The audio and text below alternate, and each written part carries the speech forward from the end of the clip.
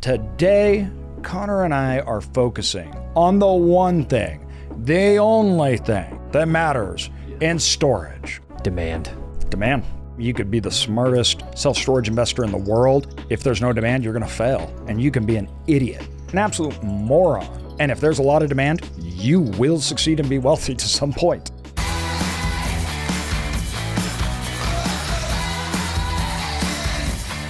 You cannot fight market forces. This is something that I think real estate people, they forget because they assume that real estate always goes up. It's always there, right? It just always in the long run works. And so then they overlook a lot of key components. And this happens a lot in storage. Yeah, what short memories we have, huh? Yes, so short. Unreal. And another problem with storage is I think demand's a lot harder to understand in storage than any other asset class because you can kind of manipulate it, right? Like at a certain point, everybody will rent. So if you were doing $1 a month for a storage unit, you would be 100% full, even if everybody in the marketplace was 50% empty. Exactly. Because people at that point will go, I don't even need it. I'm just going to get it, right? I'll go hang out in there. Yeah. I was on a call with one of our community members the other day, and we talked about, they were excited because this facility had high occupancy. Yes. It's like, well, you get that aging report and make sure delinquency is not super high, because that's another thing. So you could have a lot of great occupancy, but not paying tenants. And hence is the problem. There's metrics that they look at, and we assume that means demand. It actually doesn't necessarily. And so what we really need to go over and what we're going to talk about in today's podcast is how to understand it. It's not just find it, because also in storage, it's not just there is demand or isn't it. If you look at a market, roughly all your vacancy will be tied up in like 2 units. So you have a property that has 12 different types of units. Some have 15 or more different types of units. You may have 20% vacancy, 80% occupancy, but that 20% vacancy isn't overall. It's literally just in maybe 1 unit size. There's going to be a trend, yeah. And so all of a sudden you take that 1 unit and you're like, oh, we're 95% occupancy. So then if you look at that market and you say 20% vacancy, there's not a lot of demand, but then you built a facility with just not having that 1 unit in it, you could be 100% full and raising rates. The issue of storage is that demand is, first of all, a moving target. It is price sensitive. It is subject to type, use, right? Everything else. And then also it is hyper local. And so this, when you look at a market, right, this can start to get confusing. And I think people miss this a lot. And 2, storage has such low barriers of entry, that demand can change fast. And that can get people into trouble. And overall market cycles can affect it really big, like we've seen. So then the question is, okay, well then what do I do? How do I know? Because that is the one thing I can't fight. That is the one thing that changes value, revenue, everything else. That it doesn't matter if you up your ad spend. If there's no more demand, there's no more customers, there's nobody to get, right?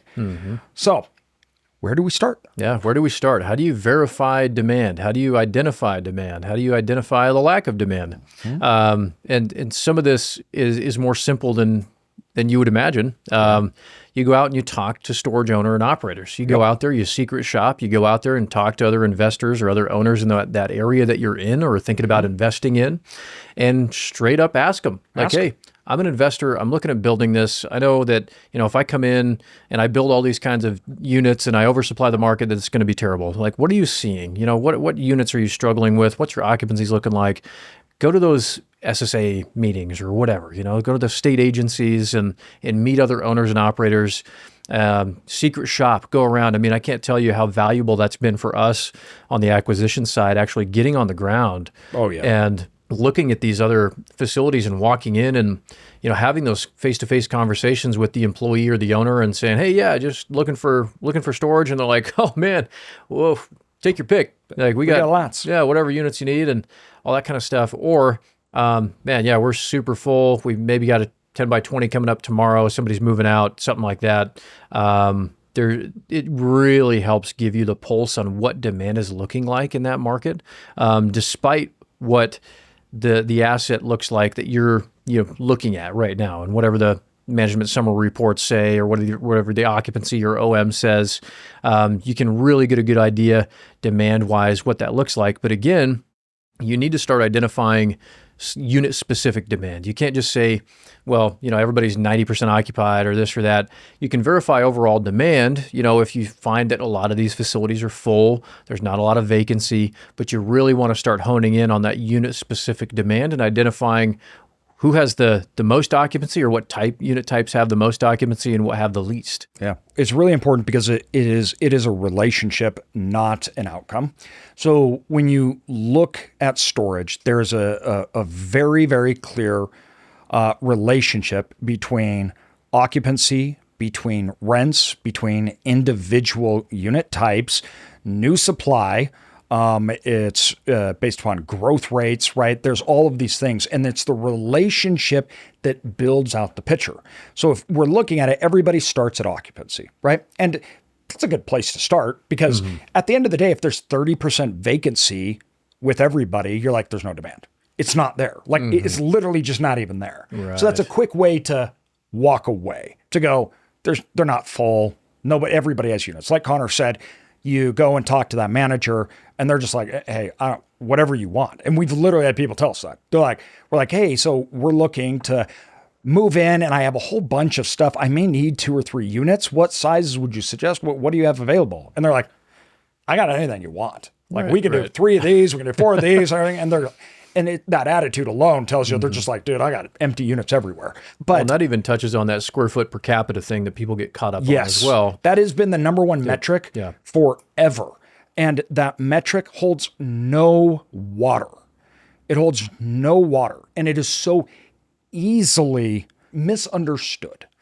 So you could have a market that has 20 square feet per capita, and there could be outrageous demand. Right. And then you can have a market that has 6 square feet per capita and there is no demand, as we have seen in going out and going to cities and doing research. It is not the event. It's not that individual number, but the relationship of the number. Another reason why this is important, and we had, who did we have on here? They were talking about the acquisition of the New York portfolio. It's slipped my mind here. I can't remember. He brought up just a great point, and I'll remember and keep it in so you guys can go refer to it. But when he looked at Boise, he was like, you have all this square footage. And then he's like, look at New York. There's this much square footage, which has more supply. And I'm like, oh, Boise, because it had 4 times the square footage. And he goes, but now look at it another way. Doors per person. New York had way more doors per person than we did. Well, how in the world could that be? Because we have 10 by 30s, 20 by 40s. And they have 5 by 5s and little drawers in New York. So they actually, with their 6 square feet per capita, have more units per person than we did with 20 square feet per capita. That's a really good point to point out, like doors per person, because that's almost what square feet per capita is trying to achieve in relation to how much storage in relation to people is there. And I think that per door metric is probably a lot more accurate to look at, for one. But then two, again, you're not looking at this square foot per capita and thinking that one is good and the other is not, because again, it's just, we've saw it all over the board where as we're verifying demand, we can see that, 6 square feet, 4 square feet per capita doesn't always mean that there's demand and it's going to be a great market. Where again, talking this area, we've got assets here in the Boise area and demand's great. Yeah. Storage Mart. Sorry, Storage Mart. Yeah. Yeah. Gotcha. Yeah. No, but you're exactly right. You would come in here with some amazing information. Yes. I mean, absolutely. You guys need to go listen to it. Yeah. They're the largest privately owned storage company in the world. Fantastic. He was very kind to share his time with us. But no, you're exactly right. And two, if you look at different areas, even the submarkets, though, it changes. And so Boise is a perfect example. in the Boise area, there's pockets where there's really, really high demand. And then there's others that have 40 square feet per capita, and they have literally hundreds of vacant units just sitting around. And that is within a 15-minute drive. So when you look at occupancy, it can be a very easy telling story. But also you have the problem that it doesn't tell the whole story. What do I mean? In areas that have high occupancy and have even lots of storage, we almost always will see low price per square foot. So the more storage in an area, you have lower price per square foot. There's more of it, so you can't price it because it's price sensitive. So the assets that have in lots of square footage, there's just lots of storage. They're bigger units usually, which the revenue per square foot on large units is less, because if they were high, there's so much square footage that it would cost so much nobody could pay for it. Right. And so what happens then is if you're pricing a big unit and there's lots of those big units at $200 a month, let's say this is a 10 by 20, right? It's this big unit, or even more, 15 by 20, you can park a whole bunch of stuff, high ceilings, $200. Well, then you can't price like a 5 by 5 at $100. That's half the price of this ginormous garage, so to speak, right? Or a 30 by 20, whatnot. So then all of a sudden, all the prices come, because it's all relative. See what I'm saying? Like you'll actually kill the pricing structure within the asset because it's all relative. People will stop buying a whole section of units and they'll move to another. The market will incentivize customers. And once those get upside down, they move. They go, this doesn't make sense. I'm getting more for what I'm buying. So the pricing structure on storage, especially when the buyer is buying, they're astronomically sensitive. And you can manipulate that very, very quickly. Okay, well, this facility's 100% full and it has lots of demand. Yeah, but it is 60% below market rates. So would you rather have a facility that's 100% full with a market rate of $60 or one that's 80% full, but a market rate of 150? All day long, I'll take 20% vacancy because I'm getting, 3 times the revenue. As a simple, obviously math's not correct, but as an example, that's in the simplest form, what's going on. So often people trump occupancy. Everyone listening to this happens a lot too in small markets. Small markets, especially unsophisticated markets, opportunity is price. That's it. I want more, I just drop price because they expect a marketplace to be perfect. As in, when you go to a marketplace, again, if I went to Connor's house today and I went and said, I need to rent a storage unit from your house, right? There may be within a 10, 15 minute drive, 15 facilities, okay? But I wouldn't know that. I may see 4. So then the question is, to me as a customer, how many facilities are there? There's 4. There's not 15. So then the pricing only really matters amongst the 4 I can see. And this gets to what you were talking about earlier. And that was before we were on the podcast, but our true comp. We're in Mississippi right now, and we're turning this storage facility around. Now, lots of people are out trying to buy facilities, small ones that range everywhere from $300,000 to $4 or $5 million. Now, they're worried about getting the money or having the financing. This is why we team up with Live Oak Bank, because they get this. They understand storage. In fact, we have them help us underwrite deals for our students and others, because they are one of the best people in the industry when it comes to getting loans, especially small business loans. They can actually help the customers when they find the asset, understanding how much debt can I get? What's it going to look like? Not just because of the customer they're working with, but because of their knowledge base. That changes them from being a bank to being a real asset to the customer. We recommend Live Oak Bank to our students as well as others that are trying to get into the storage business. They have an in-depth knowledge of this asset class, so it's more than a bank. It's more than simply getting money. They're actually an asset and a partner to them, helping them go through all the things that they don't know and understand.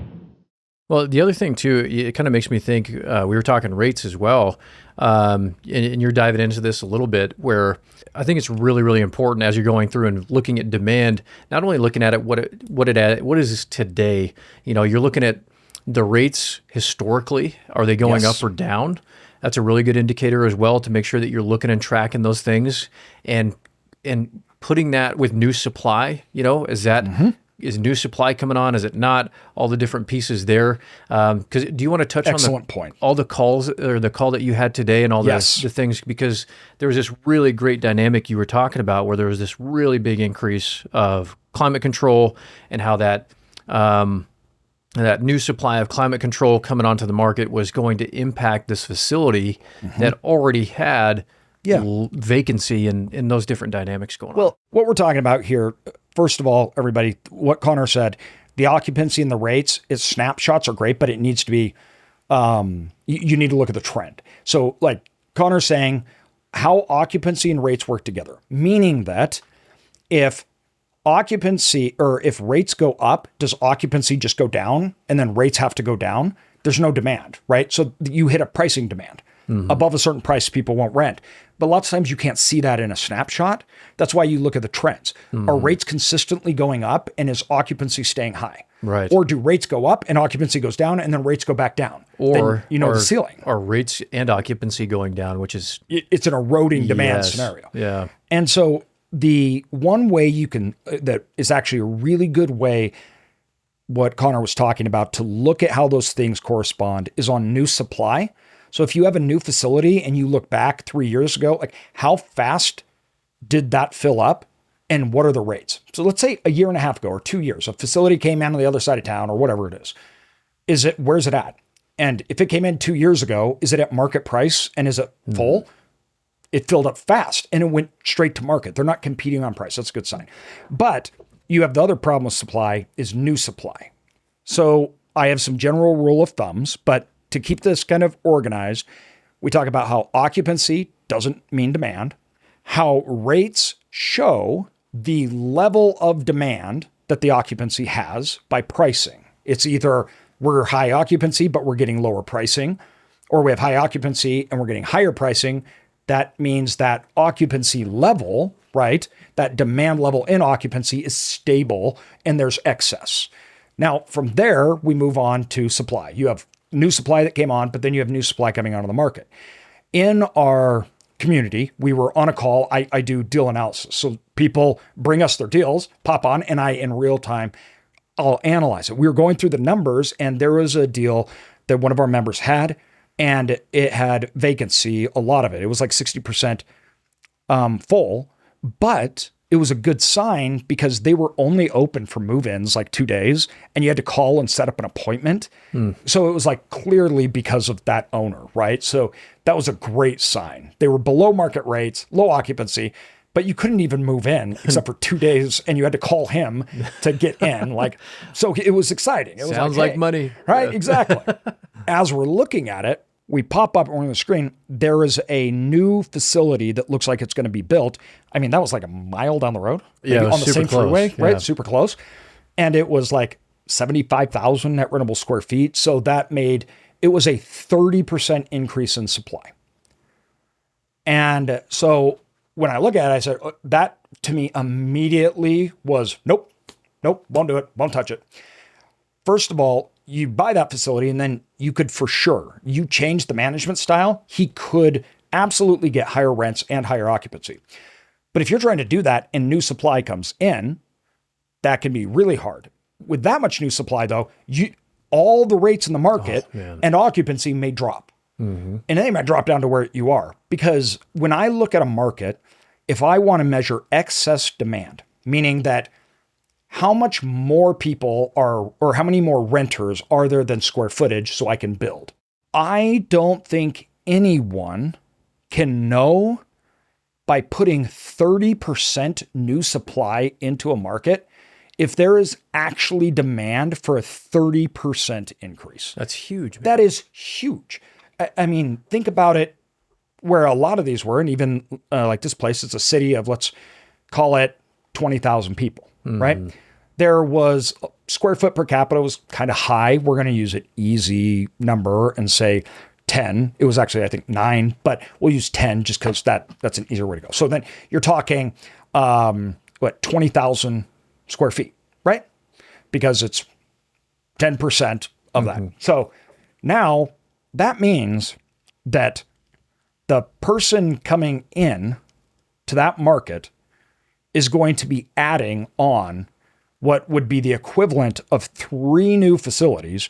You're increasing the square footage, and this was in the 5-mile radius. This wasn't even in the mile radius.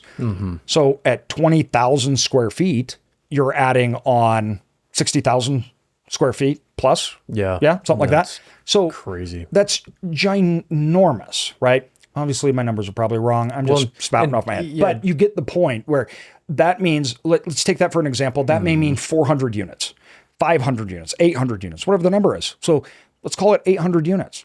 Are there 800 more people right in that area Yeah. that want storage? You also have the vacancy of the other facilities.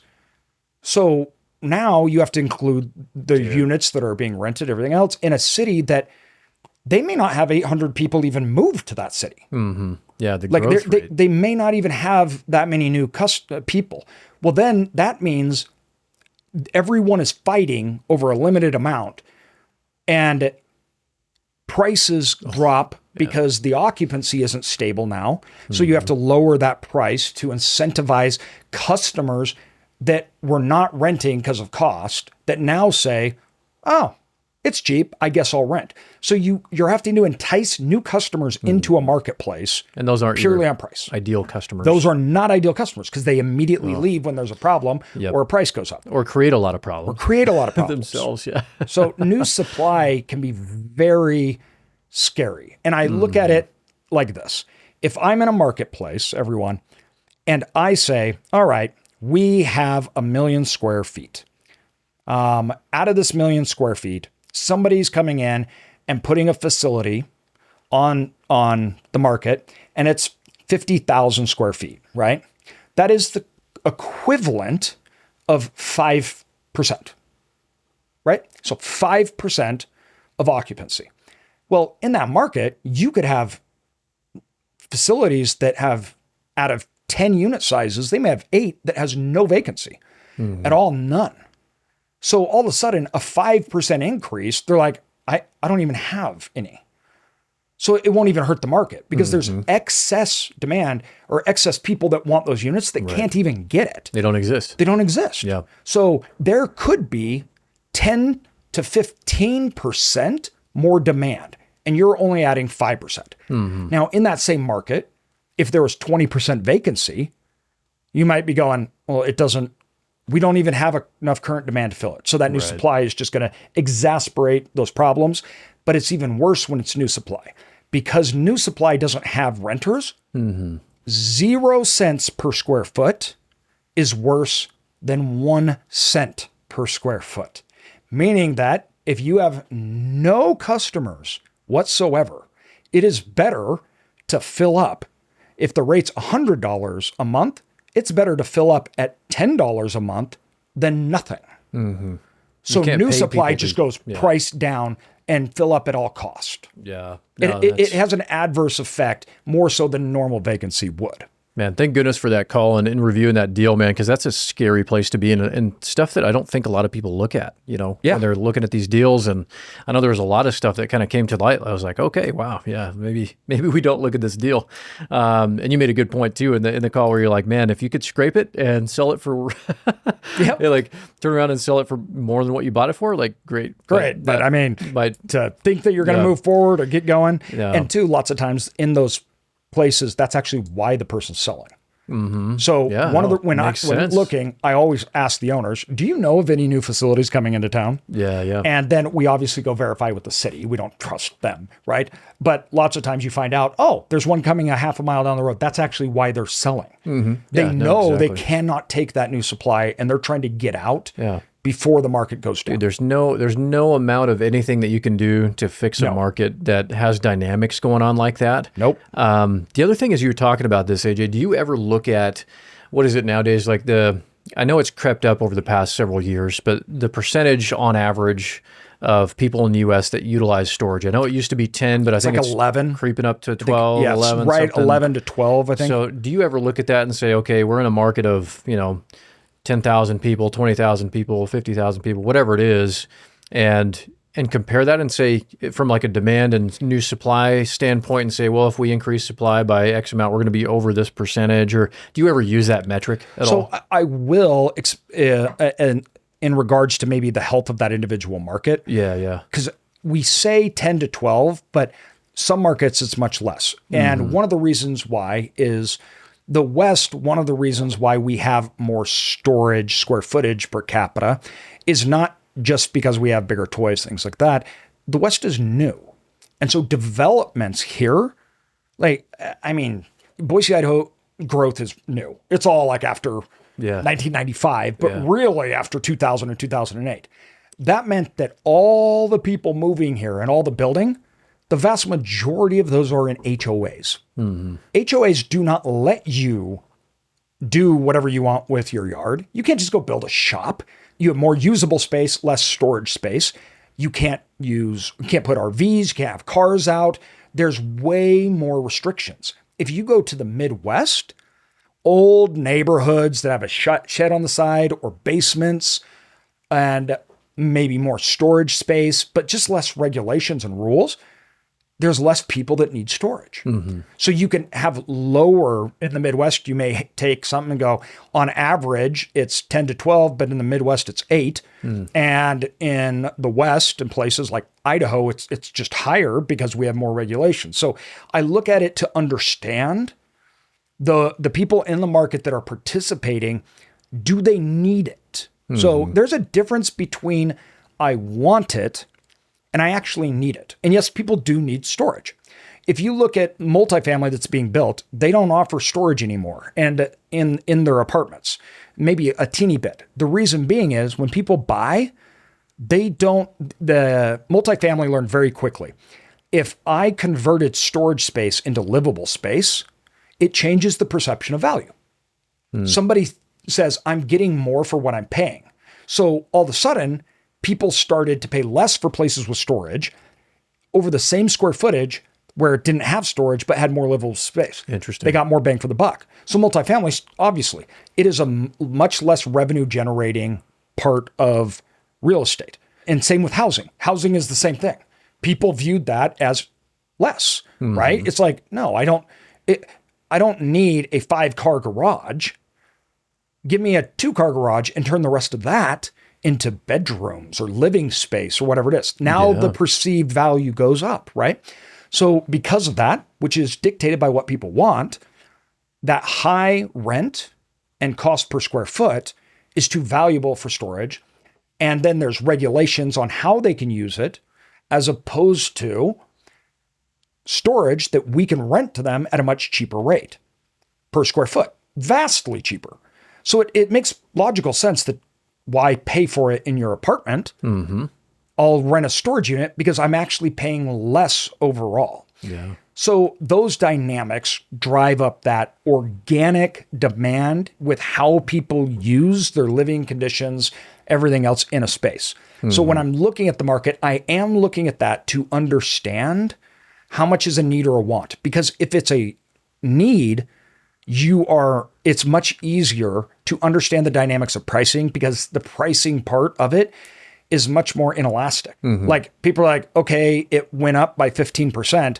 It's still half of what I have to pay for in an apartment or a house. So I don't care, right? Whereas if you didn't need it, but it was convenient, that may be a deal breaker and you move out. Yep. So you get more elasticity. So yeah, I do look at it for that reason. And that comes down to, like you were saying, trends, understanding demand, how people are utilizing it, how they live and use it. And then what does the future look like? So if you are in an area that's growing a lot, there's a huge increase in storage demand because movement makes storage. If you have a population that's already been living there compared to a population, you have 5,000 people that have been living there forever versus 5,000 people that are moving to that city. The 5,000 people that are moving to it, 80% of them will need storage. The other one, it may only be 6%, right? So that growth is a massive boom to storage. It can dramatically lift up demand. But also then, when that slows down, it has the opposite effect. Like moving is like leverage in demand for storage. Big time, big time. You see this in second tier markets. Price for units go way up and then they come way back down. Then they go back way up. You have bigger swings. And so you build for that and for that demand, but it can also catch you and it can slow down. But you do see more demand the more movement there are, because that's why people use storage. No, all really good points. And it makes me think we need to unpackage a little bit and touch on a couple dynamics that go into all of those things, because we're still talking demand, how to figure all this stuff out. And a part of that is identifying what your ideal customer is going to be. You talked about unit utilization. Who's going to be using that unit? What are they using it for? Is it going to be businesses, recreational vehicles? Is it going to be the college students? Is it going to be the snowbirds that come, that travel to Arizona for the winter? Like, what is it going to be? Who's utilizing it? And then also identifying, what your facility, whether you're buying or building, what unit type mix you're going to have there, and doing a comparison to the true or like competitors in that market, what that looks like. So I want to hit on those, because those are, again, some metrics that we've got to unpackage a little bit. Next level deep. And Connor hit on it, the true competition and your true customer. At the end of the day, you have 300 units. You can't have all the customers. You don't want all the customers. You can't increase your market share. You have 300 units. Unless you're building or putting on new supply, that's it. So not all of the storage facilities are your competition. And this is really important to understand. When we say there's 20 square feet per capita, okay, how much of that is your competition? 100%, man. If you have a climate-controlled multi-story facility and you're comparing it to a gravel drive-up storage facility, those aren't the same customers. They want totally different things. So once again, oversimplifying it doesn't work. We're kind of going down a list here, everybody, of the most important thing. We talk occupancy, rates, new supply. We're talking about utilization. And now we're talking about, okay, now that we say there's at least demand here, we know that there's demand, right? Now let's dive in deeper. That demand is spread out. Customers, there's basically three types of customers that I've talked about in both of my books, and I think it's still true today. You have customers that care about price. They're just price driven. I'm not going to rent at places their costs. I go through and I'm trying to find the cheapest place. And if they have it, I'll go there. You have purely convenience standpoint. Think about this in like the people, lots of times this is multifamily. I need it close to me because it's more part of my living space. It's on my way to go somewhere because it's like work. So I'm doing this because how I utilize it and what I need, or it's close to home. I'm not going to drive past two facilities to go to one because it's 10% cheaper, right? Then the next one is quality. I need to secure my things. They can't be damaged. I don't want to be somewhere that's gross, dirty, smells bad, and I don't want to go to certain parts of the town. I want to feel safe. I need to use it. And that's really important to me. Those people are not price sensitive. They're going for certain reasons. Quality will also, I tie that into like specialty use. That could be climate controlled. So I need this type of function. If you don't have it, it doesn't matter. I can't rent there, right? Right.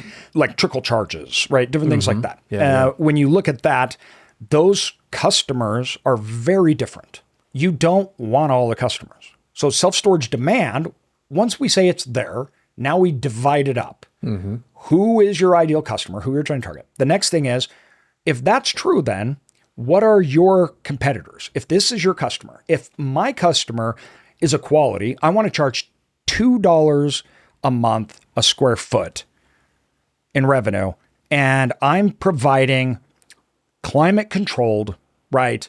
Climate controlled drive up access. Okay, well, what other customers have that unit type and product and service? Where are they pricing it at?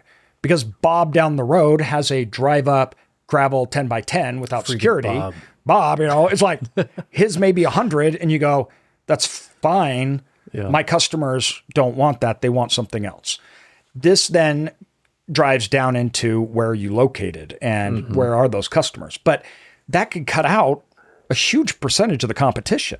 Yep. Like, you're like, that's not ours. I mean, you could almost find almost like a blue ocean level situation where you're like, dude, there is zero. We just bought one. Yes. We have that facility that we bought in down the southeast with expansion room.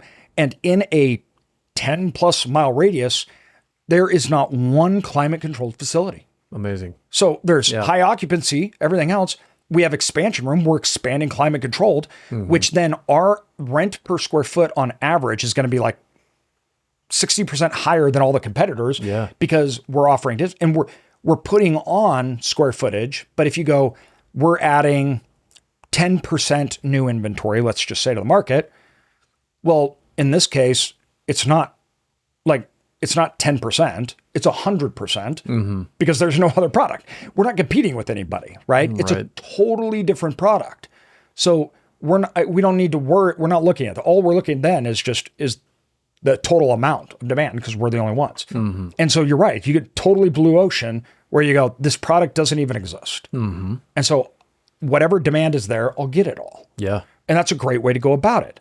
So tiering out then your facilities where you go price-centric facilities that just compete on price, location-centric that are decent facilities, right? And then the high-tiered ones that are quality, they have all the special things. Which one are you competing with? How's that pricing in that market work?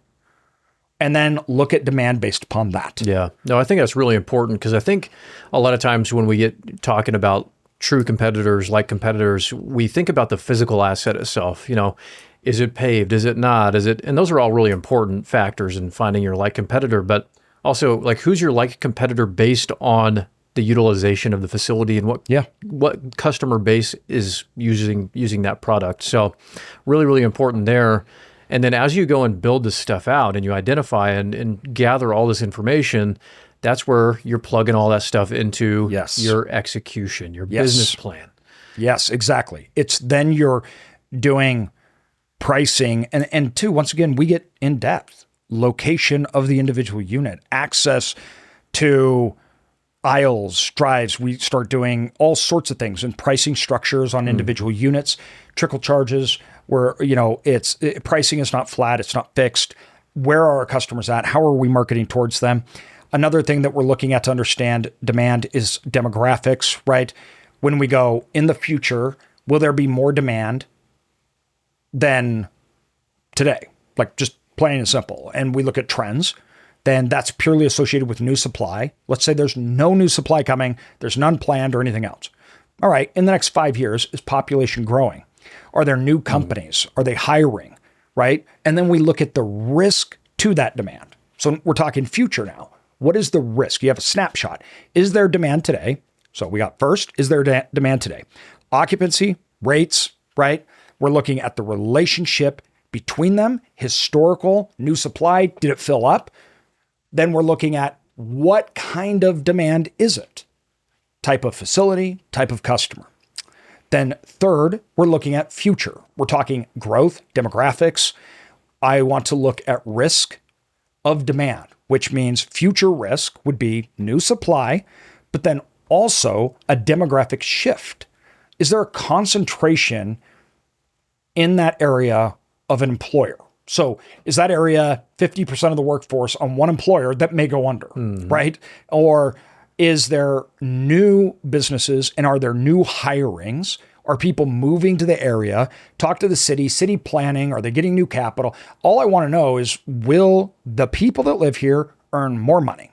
Will there be more people? Where there'll be more building? Will there be more jobs? Right? Growth, man. Growth. What if there is a facility or let's say you're looking at a facility, you're looking at that market, you're checking all the boxes for you, but the population's declining. Yes. So most small markets, we don't see any significant population growth and some are declining. Now, when you're looking at that, what happens is it is like so we have two different markets. You have the absolute market, which is just the economy, the people, everything. And then you have the storage market. When you're looking at that, all you're doing is looking at the storage market. So if it's declining, if population's declining, first of all, that's usually just a bad thing because you know, at some point, if obviously that keeps going, there will be no more demand because it's just getting less and less. So if it is, the question is how long, right, will that last? And how much supply is currently there? The one thing about these cities, though, especially ones that aren't growing, what can happen a lot, I see this a lot, and this is why I like these markets, is you have what I call a rate runway. All that means is in a market, when you don't have substantial growth, you don't have massive pressure on rates. And so what happens is you don't have developers and people coming in and bringing new supply because the cost of building it is more than the rent that they can give. And so when you're buying facilities, you're buying it under replacement cost, right? Because it's just equal to that, because everybody that built it, they built it 20 years ago. They paid $200,000. You're buying it for $400,000 today. To build it, it'd be $600,000, right? So even though there's not substantially growth, the storage market can't add new supply because it doesn't work. Doesn't make sense. So then I ask, where do rates have to go to get new supply?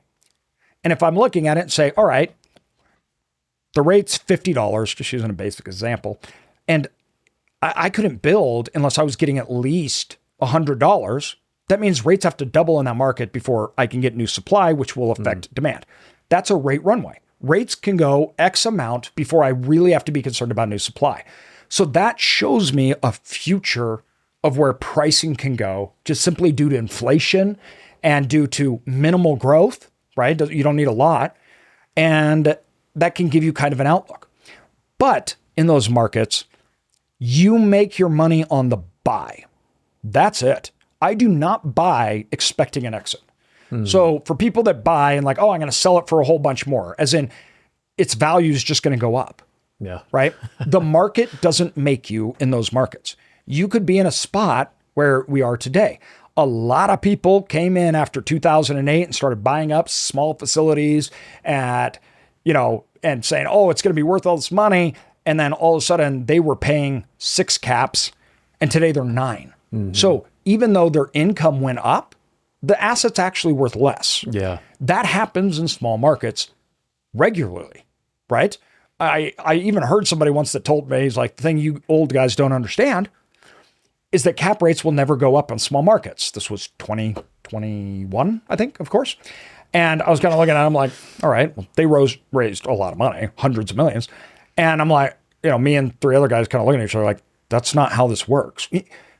We don't live in a new world of economics. Yeah. That's so funny. But people think that at the end of bull markets, then you get in trouble because they're justifying their ability to buy and enter into those markets because a market force will save them or make it more. That's a sure way to lose your shirt. Oh, absolutely. You buy based upon cash flow and cash on cash return in those markets, how long to pay it off, depreciation, simply fundamentals. I don't think that I'm going to buy it at a 7 cap and it's going to be worth a 5 cap and I'm going to make, no, I can't do that in those markets.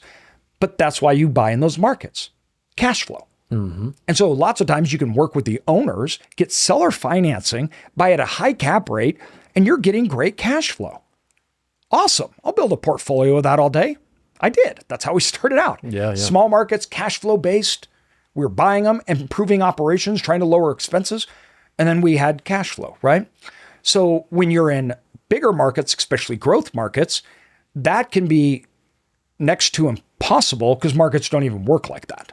Like you even in hard times, you get cash flow, but it's not going to be dramatic because rates go up and occupancy goes up. So in our second tier and even first tier markets, 10 years ago, rates were 50% of what they are today. And even after 3 years of down, they didn't get close to where they were, right? And then they'll go back up. So it's still a cash flow game, but the buy is less. And then you get higher cash flow on rates, things like that as it grows. And that's more predicted on capital and how you can buy. So that's why that's really important to understand demand, not only today, but future demand. If you're going to pay for something and you're going to pay a decent amount, you're paying for the fact that this is a market that is good, it's growing, and it will get better. You don't have that in small markets, so you can't do that. So there's that once again, that snapshot today. Should I just buy or should I walk away? That's all about the relationship between occupancy rates, supply, how much is on the market, how much has come on, when did it fill up, how sensitive it is to pricing, and what is the utilization and how much excess demand there is. Then once again, we're looking at where's the demand. So we have the facilities, we have the rates, the people, and then future demographics, new supply or the lack thereof, and where that's going. Is it going to be less in the future because new supply is coming in, so vacancies will actually rise and rates will drop? Or is there no new supply and there's still growth, right? That's going to dictate completely. That's why when we talked about this and even started out, it's just, this is the one thing, guys. The one thing. If all you did was say, I'm going to buy in markets that has high demand, and I'm going to buy an underperforming facility, regardless of what the future does, you'll be fine. You just will. As long as you manage correctly, do the fundamentals. And if you buy on speculation and other people are building and everything, there can be a lot of short-term pain, a lot. And we see this all the time. I mean, this year we bought 3 facilities from people that built, and then the reality of the situation changed. There wasn't massive amount of demand, and their valuations, everything changed. And so they're basically letting them go. And that was purely because demand change is like leverage. So all of a sudden, when their underwriting told them they were going to be 95% full at $100 a rate, and now it's 85% full at $80 a rate, that's the difference of $2 million. Yeah. So crazy. Then what do you do? And these are the market forces. Yep, you exit. Or you just wait forever until the markets return. So then we can buy in those, though, at a discount. Yeah, exactly. It goes forward. So demand, demand, demand. That is why the last 3 years has been so difficult for storage, because demand was hit not by anything you could measure. So when we went and looked at markets, you could go, oh, there's huge excess demand. We have good growth rates. The fundamentals today are great. But at 6% interest rates, people stop building, they stop buying houses, they stop moving. So the demand across the board goes down. It's not even the local. It doesn't matter about hiring. It doesn't matter if it's a good place to live. That will all come back. Yeah. But there's barriers for that demand in a structural way. This happens. This happens in market cycles, right? Well, what was wild about that too is it was coming off of this just insanely artificial. So the swing demand. was like massive. It was crazy. Massive. Yeah, no, it's something else to see that, just having that whole situation where, valuations and rates and all the things for the longest time were just going through the roof. And then, just even this slight return back to a normal was literally this putting people under kind of scenario. I mean, once again, look at some of the deals that we even had. We had a deal in a market where the 10 by 10 rate was $200. It had been, it was, everything was full. I mean, it was just, everything was full. You're looking around, you're going, okay, this isn't like some spike. This isn't out of normal. No, this was just normal growth. It was normal stuff. And then 6% interest rate, that and new publicly traded company, I won't say the name. So they came in and they needed to fill up right as rates went up. Now you have excess inventory in the market, lowering demand, and that $200 rate went to $60. Yeah. In months. It was a 4-month period of time.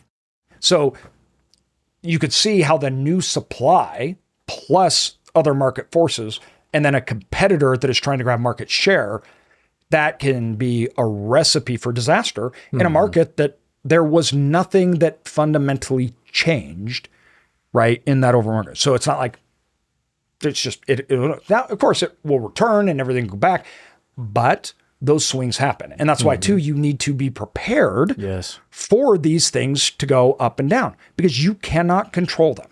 Yep. You can't.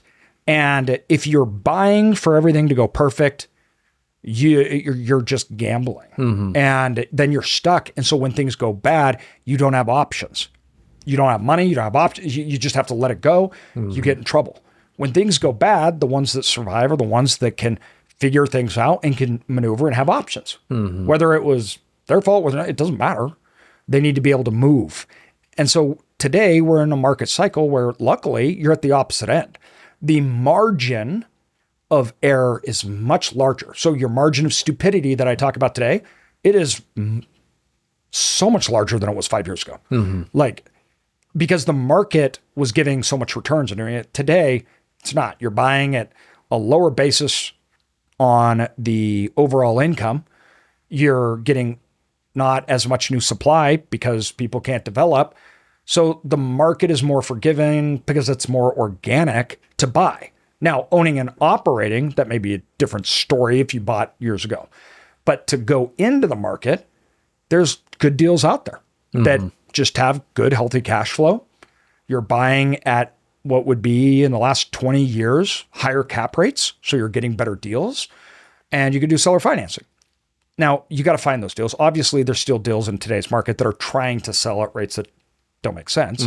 That's every single market. Yeah. No, it really is. And that's another thing that people get hung up on too, is just the pricing and valuation and, what they're trying to sell these things for a lot of times. Dude, it's all relative. it is. And just because someone lists something at a price doesn't mean it's worth that. No. Just because a realtor says that's the price, that's not what it's worth. That doesn't mean that. And I've said this and I repeat it. I haven't seen any deals that are trading at their listing price. It's always under. Yeah. It's just, they're putting it up for sale and then the market is deciding what they'll pay for it. Yeah. And then they either come down to it or they take it off the market. Exactly right, man. Exactly right. But man, incredible episode here, man, talking about demand. The one thing that you guys need to get figured out as you're looking at these assets, or whether you're looking to build or acquire, it doesn't matter. Really dive into that demand and make sure that you understand that one thing is there, because that is king. King to everything. Yep. All right. Thanks, everybody. Thanks, guys.